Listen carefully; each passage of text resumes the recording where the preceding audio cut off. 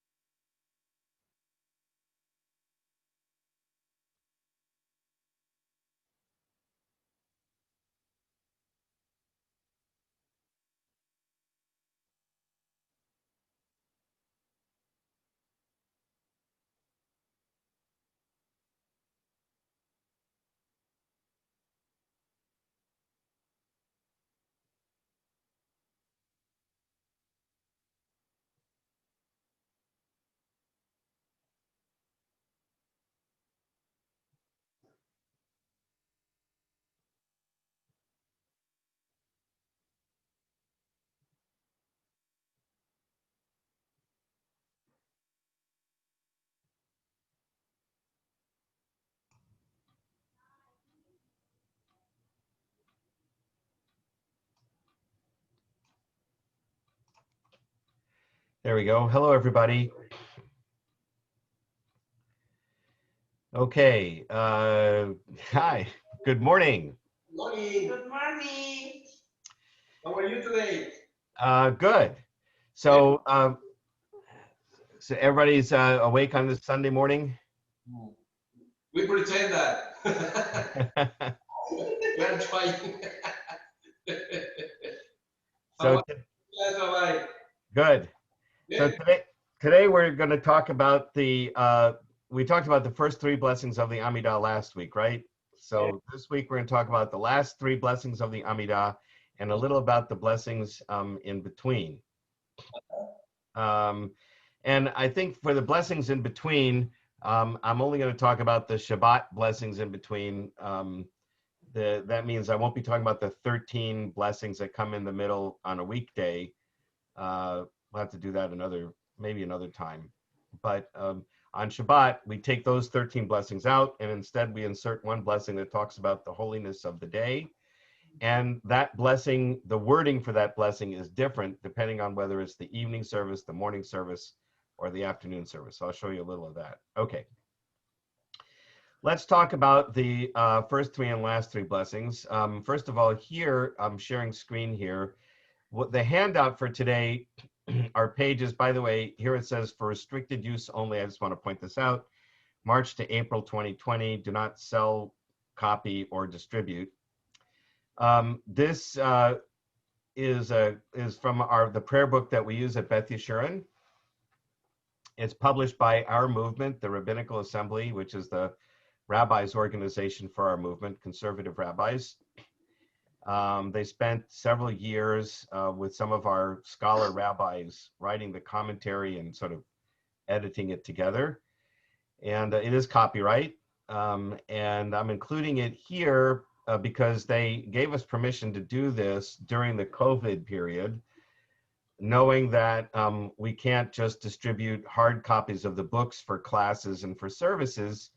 You know, we can't just give you a book to look at during services to use for prayers or to use for class. And so they gave us PDF files of the prayer books to use for prayers so people can worship at home, and also for classes like this. So even though it says March, April 2020, that was extended. I'm sure they extended it again now since we're still in COVID and we can't get copies. You, in this class, you can buy your own copy of the prayer book. As I've said, you may want to do that. I think they're something like $33. You have to email Lisa Unsel, my assistant, and she will arrange a time for you to pick up your copy and drop off a check or whatever for the book. I bought a bunch of extra copies knowing that this class was going to happen. And for people who want to do adult bar bat mitzvah, it's nice for you to have your own prayer book so that you can mark it up and do whatever you like. So I bought a bunch of copies at a discount from the Rabbinical Assembly, and I'm passing that discount on to you.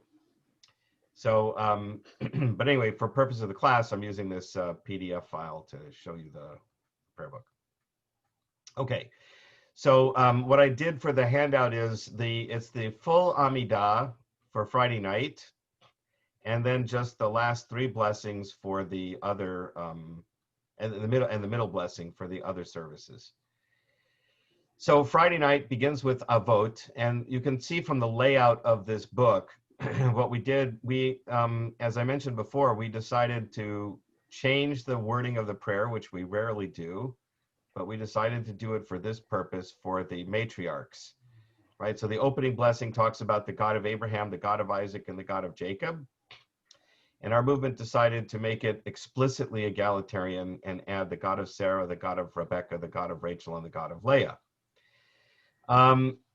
If you don't want to change the wording yourself, you want to follow the more traditional wording.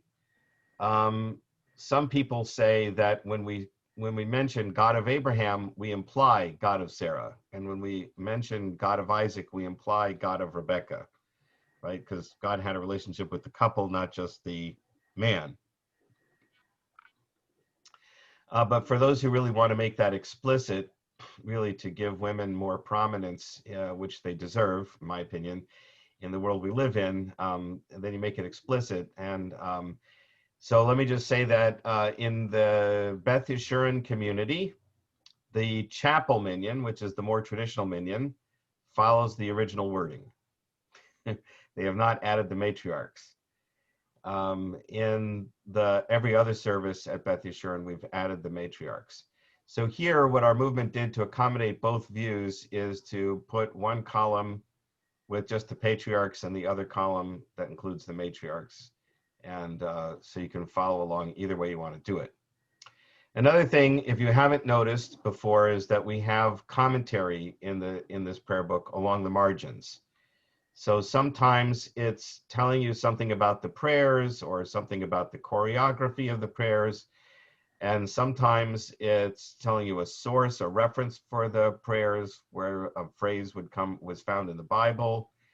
And sometimes it's an alternative reading to the prayers, so that if you want to, instead of doing the prayer itself, you can look in the margin and see an alternative modern words that sort of fit the theme of the prayer that's in the prayer books. So that's kind of the structure of those. That's the opening prayer. Here's the second bracha, right, about God's saving care. And then holiness. The Kedusha in the evening, so there is no repetition of the Amidah in the evening service.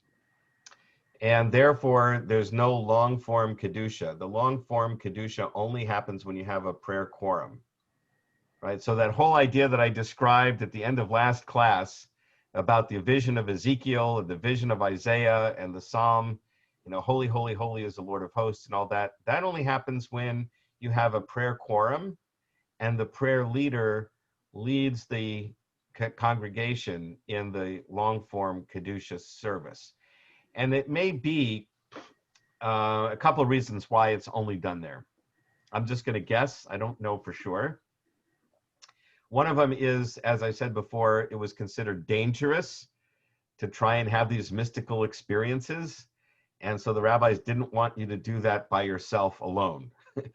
But if you're going to enter the dangerous realm, have people around you. That's one possible explanation. Another one is, remember that it's replacing the sacrifice in the temple. And the temple, of course, had a lot of other people around. And so the idea is it was a community thing. The Kedusha was a community event.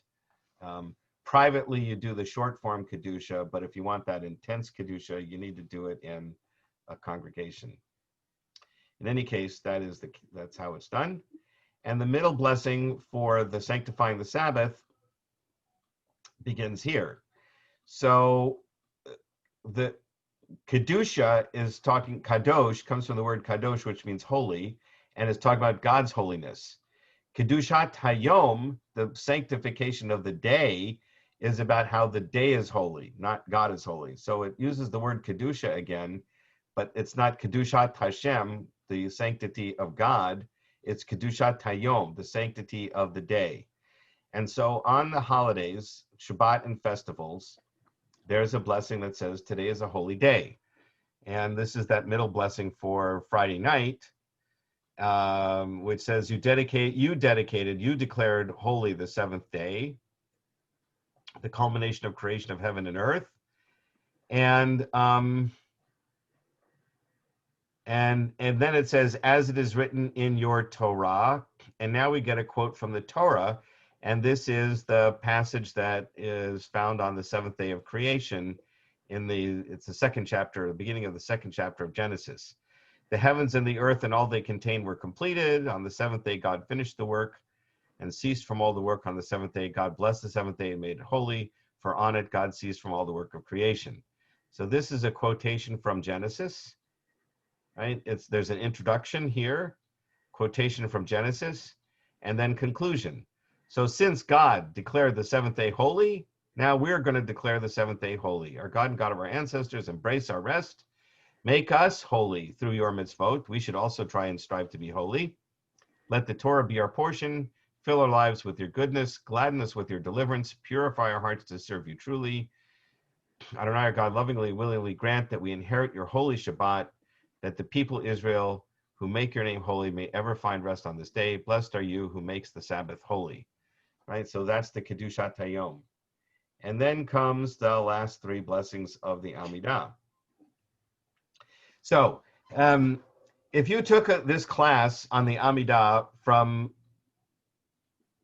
many rabbis, they would say something that, in my opinion, is not true. I know it's very chutzpah of me to say this. It's based on a statement that's found in rabbinic literature, sort of, that the opening three blessings of the Amidah are us introducing ourselves into God's presence, and saying, recognizing God's holiness and awesomeness, right? That's the opening three blessings. And then on a weekday, we make all kinds of requests from God, give us good health and a good life and so on and blah, blah, blah, and the restoration of Zion. And then we end, the last three blessings are saying, thank you, thank you, thank you. And so it fits in a way, a kind of formal structure that might have existed in the time of kings, right? Again, that's sort of the image, God is the king. And in a courtroom in the Middle Ages, when you entered the courtroom of the king, you would first introduce yourself, bowing low, saying how grandiose and magnificent the king is. We're unworthy to even be in your presence, but I'm glad you accepted us in audience today. Thank you, thank you, thank you, right? And then you make your request of the king. And then before you leave the king, you thank the king for his graciousness and kindness, and then you take your leave of the king. So the opening is buttering up the king, so to speak, telling him how wonderful the king is, making your requests, then thank you, thank you, thank you, goodbye. And so the story goes, the opening three blessings of the Amidah are talking about God's greatness and glory and holiness. Then comes the middle part, whatever that is. During the weekdays, it's requests. During the Sabbath and festivals, it's recognizing the holiness of the day. And then it's thank you, thank you, thank you, goodbye. The problem with that is only one of these three closing blessings is really thank you. The other two are not. All right, that's what I'm telling you now. So contrary to what you might hear from other rabbis sometimes, that the last three blessings are thank you, thank you, thank you. Only one of the last three blessings is thank you, thank you, thank you. And so now the question is, what are the other two blessings doing there? So, so let's take a look at them. First is a blessing called Ritzeh. Ritzeh is a command form of to want. We're commanding God to want. Commanding God, as it were, to want, right? Or requesting that God be satisfied, let's say. Here it's using language of embrace your people. Ritzeh Adonai Eloheinu, may it be your will to accept Ba'amcha Yisrael, your people Israel, ubitfilatam, and their prayers. Okay, and then it says restore the worship to your sanctuary. I'll just use the English over here. Restore worship to your sanctuary. May the prayers of the people Israel be lovingly accepted by you, and may our service always be pleasing. May our eyes behold your compassionate return to Zion. Blessed are you who restores your divine presence to Zion. This is not a thank you. This is a request. This is asking God to accept our prayers and to rebuild the temple in Jerusalem, basically. Why is this here?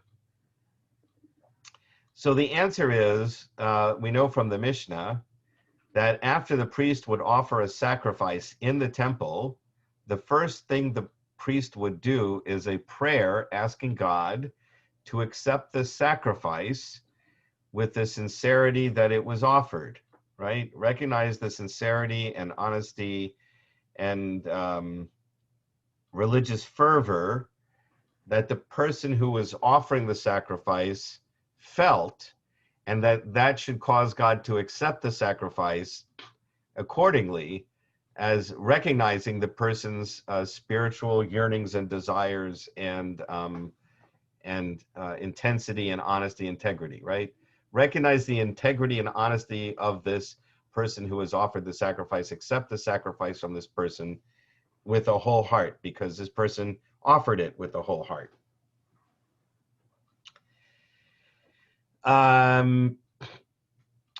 So that was offered by the priest after a sacrifice was made.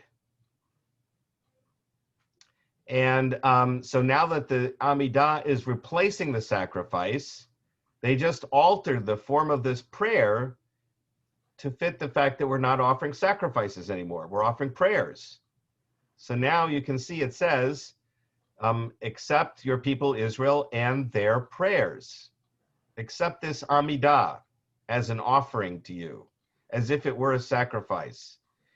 And by the way, why don't you restore your worship to your sanctuary, help us rebuild the temple so we can do the real thing back at the temple sometime soon, right?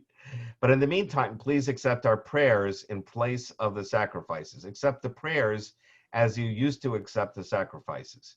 And so this really is just replacing the prayer that the priest would utter after doing a sacrifice.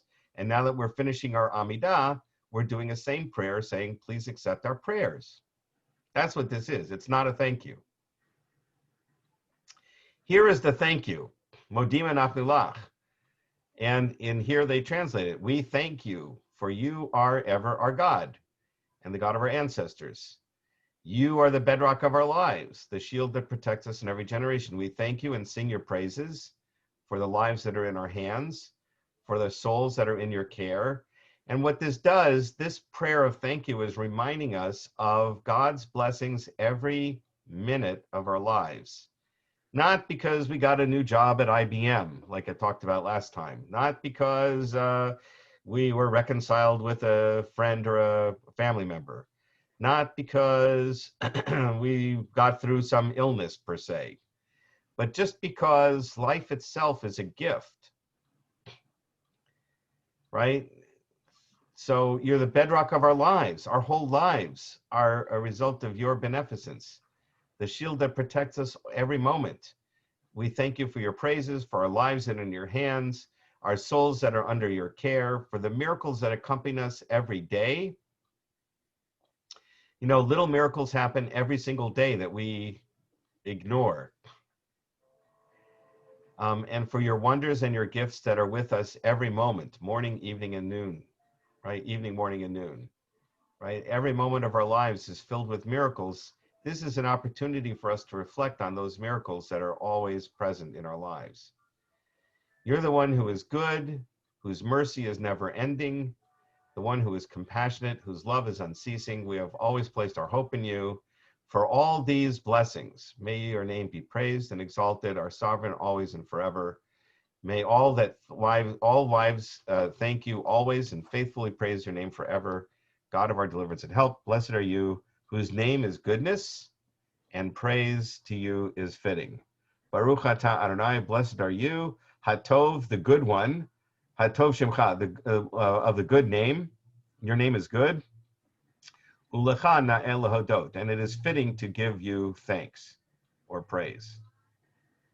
Okay, that's the thank you at the end. Now the third blessing, also not a thank you. Right? In the evening, it's Shalom Rav, a great peace. Grant abundant and lasting peace to your people Israel and all who dwell on earth. We added that. V'al kol yoshvei tevel. This was sort of a modern emendation that we made. I think it might have been based on a different version in a manuscript somewhere. It might mention that, but perhaps not. In any case, the thought was, in the Bible, it seems pretty clear, if Israel is at peace, the whole world is at peace. We always seem to be the canary in the coal mine. If there's going to be people hating somebody in the world, it's going to be us first, not last. Other people get hated also. So if there's ever going to be peace in the world, we'll know it when Israel is at peace. And so what we decided to do in our movement was just make that explicit by saying we're not only asking peace for Israel, we're asking peace for everybody. Everybody should live in peace and harmony, right? That is the vision of the prophet Isaiah. Nation will not lift up sword against nation, neither will they learn war anymore. Everybody will beat their swords into plows and their spears into pruning hooks. They'll sit under their vine tree and none will be afraid. A fig tree and vine and fig tree, and none will be afraid. The lion will lie down with the lamb, etc., etc. All those visions of universal peace are clearly part of Jewish tradition. And that's what this prayer is about, asking for that universal peace and prosperity for all humanity. The prayer originally only mentioned Yisrael, but it was implied that it would be peace for everybody. So we added the words V'al kol yoshvei tevel, which means all the inhabitants of the world. It's a biblical expression for the inhabitants of the world. Ancient Hebrew, not how people would speak in modern Hebrew. Okay, so and all who dwell on earth, for you are the sovereign master of ways of peace. May it please you to bless your people Israel at all times with your gift of peace. Blessed are you who gives Israel peace. This is a prayer asking God for something. And normally we say we don't ask God for something on the Sabbath and festivals. And yet, here it is in the Amidah for the Sabbath and festivals, the last blessing of the Amidah, and we still do it, even though it's an obvious request of God to make peace in the world. What the heck is it doing here? And why is it the last blessing of the Amidah, right? If this was in a weekday Amidah, you would expect this, being a request, would be among the 13 other blessings that are asking God for something, right? So this would be the 14th thing we're asking God for. We're asking God for peace. But we don't put it in those set of blessings. We make it the very last blessing of the Amidah. Why are we doing this? So for those of you who... anybody used to watch Columbo? Yeah. It's coming back. It's coming back? Oh, good. That's fun. So Columbo, for those of you who used to not watch Columbo, I guess it's a joke doesn't work if you have to explain it, right? But anyway, Columbo was a detective on TV, and he pretended to be this bumbling idiot and kind of incompetent, you know, he'd be kind of random and disheveled.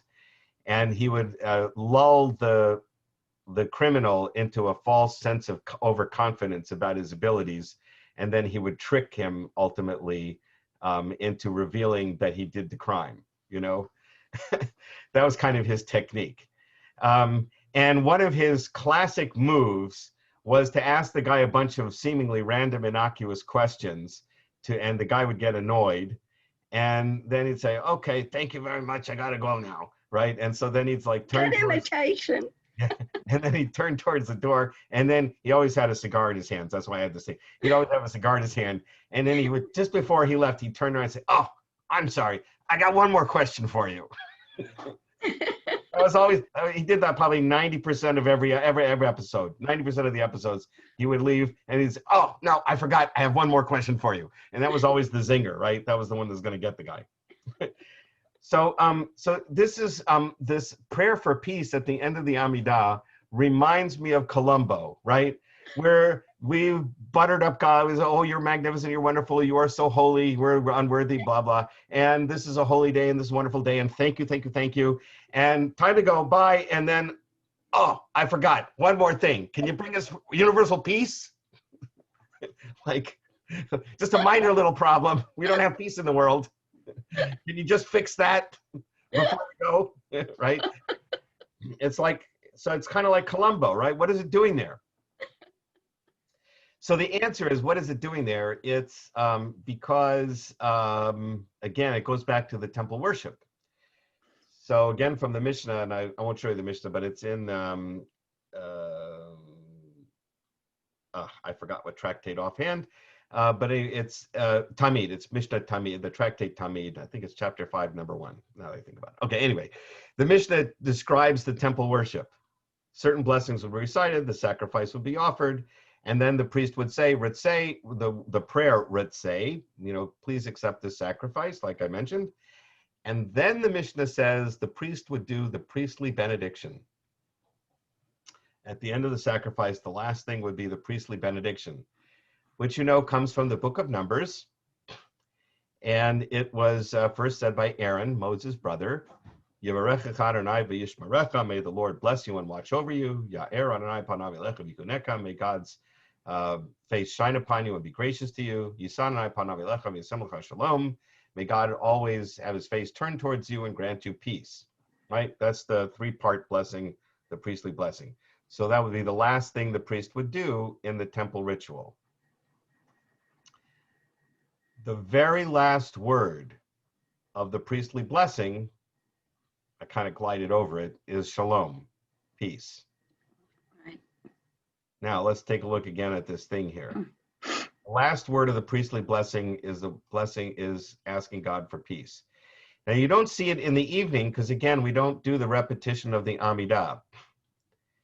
But in the morning and the afternoon prayers, when we do a repetition of the Amidah, let me just show you what it looks like there.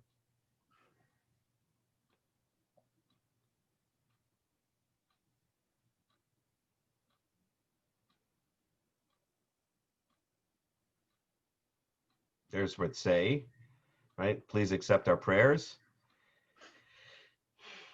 Oh no, what happened?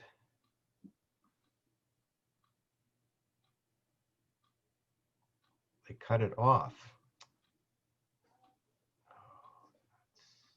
Afternoon. Oh, okay, that's the afternoon prayer. What about morning prayer? Ritzei. Oh shoot. Okay, I guess I didn't include the Sim Shalom in the morning. Sorry. All right, so in the morning, first of all, it's Sim Shalom instead of Shalom Rav. But it's the same idea. It's a prayer for peace. But it's introduced by the priestly blessing. When you do it in a minyan, you start out by saying, Yivarechecha Adonai v'yishmerecha. Pay attention on Saturday morning. I'm sorry it's not included in this package. It should have been. But we start with the priestly blessing, and that leads right into Sim Shalom, right? Because the last word of the priestly blessing is peace, right? And so what the rabbis did was they made a whole prayer for peace. Peace is like, I would say,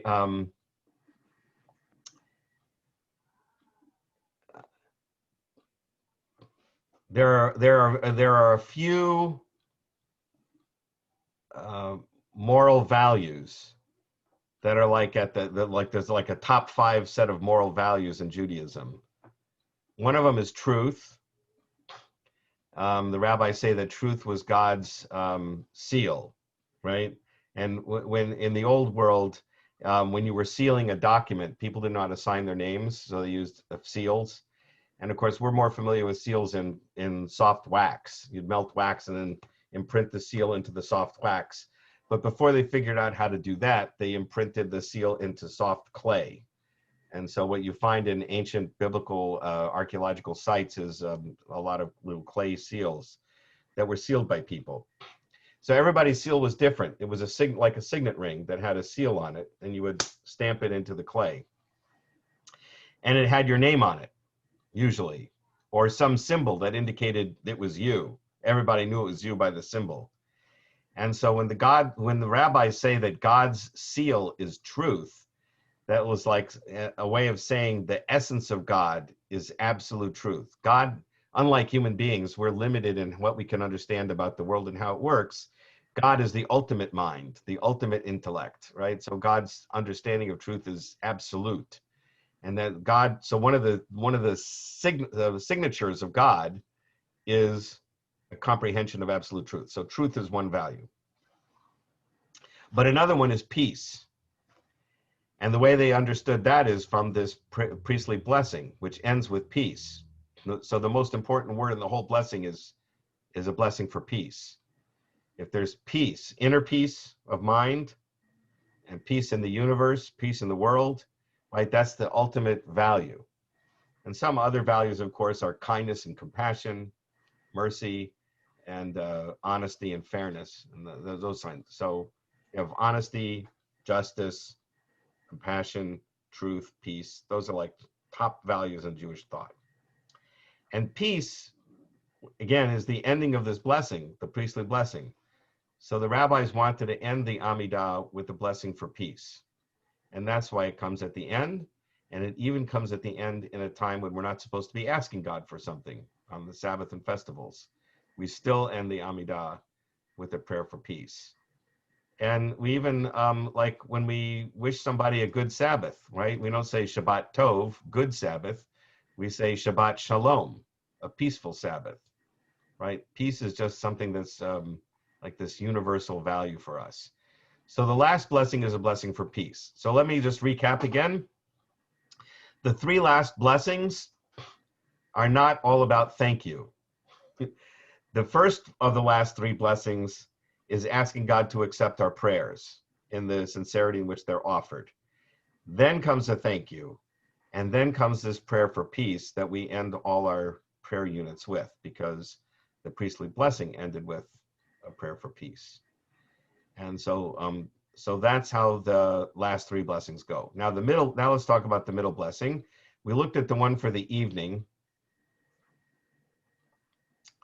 So now let's look at the one for the morning. I think I did include that. Yes. Okay. So this is, you can see, okay, that's the evening blessing. There's the evening.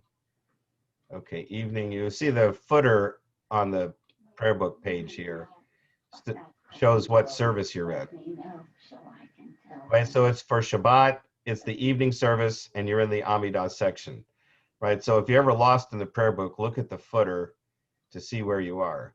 Then you know what service you're in. And then if you're listening to the prayers, and when you know the order of the prayers roughly, you can find your place in the prayer book pretty quickly. So here's still evening service. That's the evening service. Here we go, morning service. Okay. So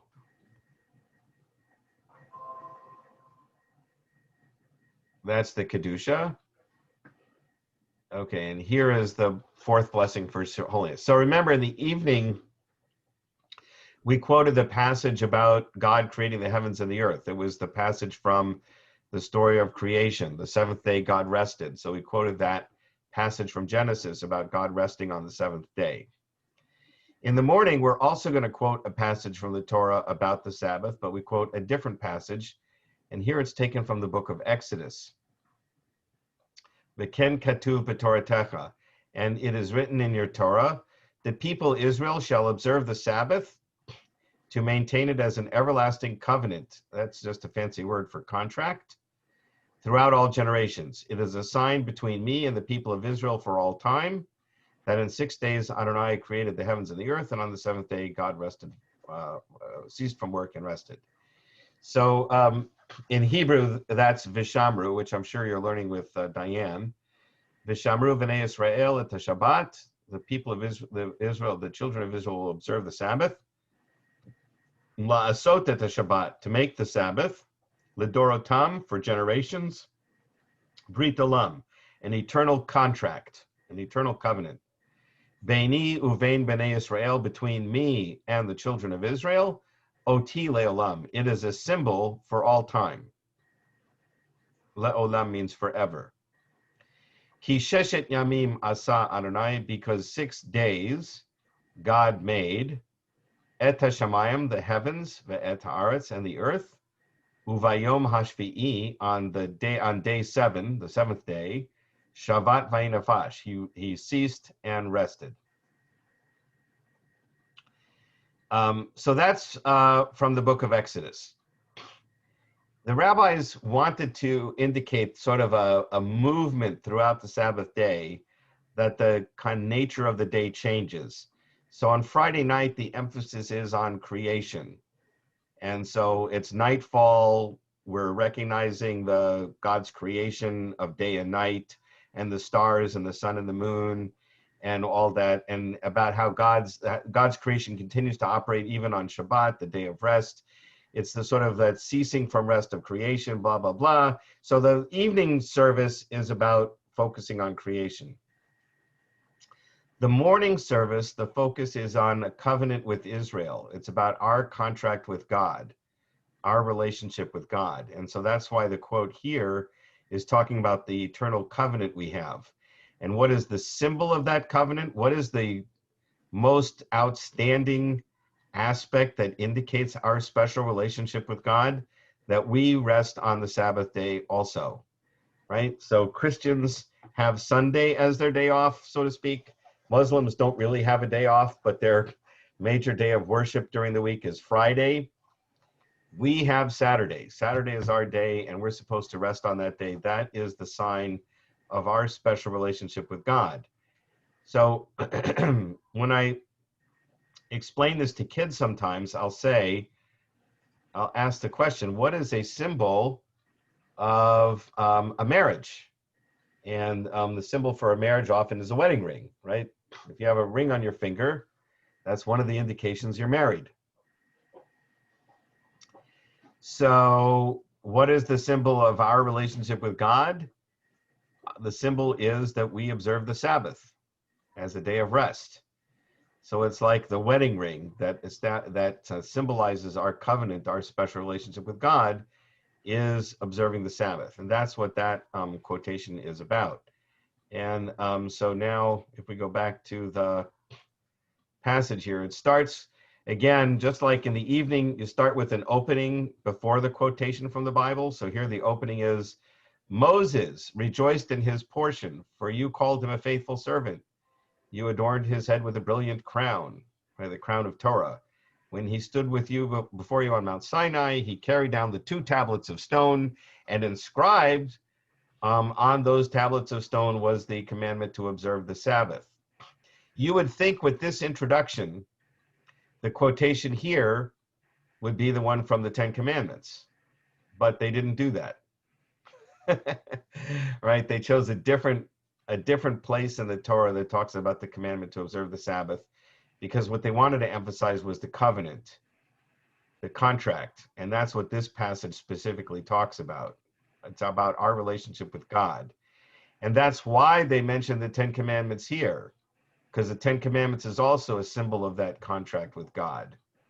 But the quotation in the 10 Commandments about the Sabbath doesn't really talk about it being a covenant. Rabbi, Yeah. I have 2 stupid questions. First of all, that about what you just showed, Yeah. the crown, Moses' crown. Yes. Is that what was misinterpreted? That for and Michelangelo raising, yeah. or somebody put horns instead of a crown? Yeah. That's it. Could be. So first of all, the word in Hebrew is karnayim, which means raise, right? But Karen can also mean a horn. But it was karnei or, right? Rays of light. So his face was beaming with rays of light. So it looked like horns. And so somebody apparently thought it was like horns and gave him horns instead. Yeah. By the way, I read something recently that I think in some circles, the horns were understood to be devil-like things, so that, but clearly that would not be what God would describe Moses as. So, so it may have been the original idea with horns was, again, in the ancient world, animals who had horns were kind of powerful creatures, were dangerous, deadly creatures because their horns could pierce, right? And so a horn was a sign of power. And so some people think that when they depicted Moses with horns, that was one way of saying that he was a powerful figure. I don't know. I'm not into that whole symbolology, and it's a culture that's not our world anymore. Well, when I was in college, I actually met a woman, a young girl, Yes. from a small town in Texas who had never met a Jew before, and That's who said to me, "I'm so glad to have met a Jew because now I see that you don't have horns." Right. Yeah. Yeah. So that happened to my wife, Diane, and a friend of mine who's a rabbi in Mobile, Alabama. When he first moved to Mobile, somebody called him up and asked if he could meet with him because he wanted to see his horns. Ah, Yeah. Yeah. It's amazing what some people will believe. I think that that ultimately, I don't know what people think when they think that we have horns is, but I'm guessing that at least some of them think that that's because the devil has horns, and there are some Christians out there who think that we're in league with the devil. So, but it could be that they just think we have some kind of magical powers that it's kind of silly. no, I don't think it's good. In any case, yeah, so he was radiant in any case with this light, and that radiance might be what they're referring to here as a crown, to get back to your question. Right? It's a crown. And then the other thing is this. Yeah. God didn't really need a rest, did he? Yeah. So that's interesting. So I learned that when I was doing interfaith dialogue with Muslims, right? They don't have a day of rest. And the reason they don't have a day of rest is they think we got that wrong. There's several places in the Bible where they disagree with us. They said, well, the Jews just made a mistake. And that's one of them, right? They said, God didn't rest on the seventh day. God doesn't need to rest. So that's just, the Jews must have misunderstood that. And so they don't, but as a result of that, they don't have a day of rest. Friday is not a day of rest for them. It's a day. He could have just been telling us that we should have a day of rest. Yeah. Right. We have to explain why God would want to rest. And I think the idea that I would say is that once the world is set into motion with the laws of physics, there's nothing else that needs to be done. So it's done. Then you stop. And I don't, days are not really days in any case. I don't think very many people believe that the days are actual days. When the world is billions of years old, so days is just a way of marking units of time that are flexible. So at some point in time, God set in motion the world and then said, okay, now the world's going to function on its own. I'm going to, if you took my class in Unorthodox Judaism or my Invitation to Judaism class, you know that I don't think God just walked away from it. It's not the watchmaker's God, right? There's this philosophic idea that if you find a watch in the road, there must be a maker to the watch. It didn't just happen by accident. So you look at the universe and you realize that it's very complex. It's not just an accident. There's a watchmaker. But where is that watchmaker now? The watchmaker left the watch in the road and is gone. Right? So there's this idea that, well, God set up the universe, but then that's it. I'm not of that school, right? I think God is intimately involved in our lives through spiritual inspiration, what you might call revelation, right? God is constantly trying to reveal things to us. And that's God's involvement in the world, not by changing the laws of physics, though. At least that's my view. Anybody else? Okay. Yeah. Okay. So let's go back to the share screen. So in the morning, this prayer is about the covenant, the special covenant we have with God. And then it concludes with this part over here, which is standard in all of them. Eloheinu v'Elohim v'Tseibnu chatenu. Our God and God of our ancestors, embrace our rest, make us holy through your commandments. Right? This is very similar to what we did Friday night. Fill our lives with goodness and gladness with your deliverance. Purify our hearts to serve you truly. Grant that we'll inherit your holy Shabbat, and the people of Israel who call your name holy will always find rest on this day. Blessed are you, makes the Sabbath. So that's the morning blessing. And then the afternoon service is different again. And here it starts out, it's talking about the oneness of God.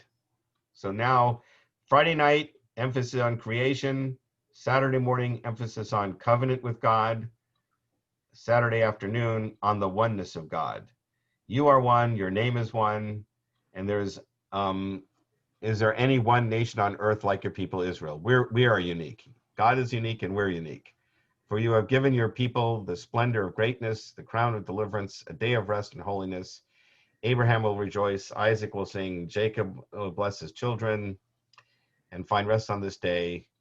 True and trustful rest, a peaceful rest, serene, still, and secure, a fulfilling rest in which you delight. May your children know you as the source of their rest, and in the rest may you be sanctified.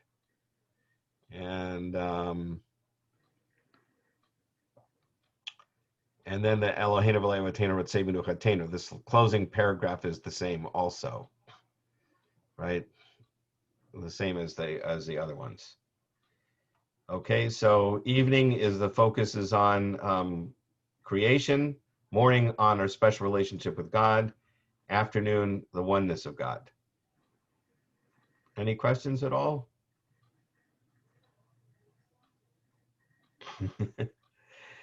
Any questions about the last three blessings of the Amidah, right? Asking God to accept our prayers, giving thanks, and a prayer for the Colombo, one more thing, a prayer for peace. Right. What? Up to now, Rodolfo and Sandra, up to now, I'm pretty understanding those three phases of the Great. Shabbat. Great. Super. It's very amazing and beautiful, Rabbi. I'm very impressed. So I love this. Thank you. Yeah, hopefully this is helping to make the prayers a little more understandable and the structure of them. Again, the idea is that in all these cases, use the structure to sort of, and then you can imagine your own interpretation of them while you're doing it. Yes. You can add whatever your own thoughts and interpretations are of the words themselves. That's the flexibility of it. And if you're having a particularly tough week, and life has been work is intruding, or the virus has been intruding, whatever, this is a time to meditate on pushing those things out and focusing on the holiness of the day. And you can use those words as sort of a mantra or a focus point to meditate on this idea of, this is a holy day, and all these other worldly problems, I'm going to set aside for 24 hours. Yes, because that is our goal for every week. Yes, right. Yeah. Okay. Perfect, Rabbi. Thank you so much. All right. Well, thank you very much for joining us. I will not be with you next week, so I'll be taking a few weeks off, coming back sometime in December, I think, for a couple of weeks. But you'll still have the Hebrew class with Diane. Okay, Rabbi. All right. so much. Thank you. Thank All you, right. Rabbi. Take care, everybody. Thank you.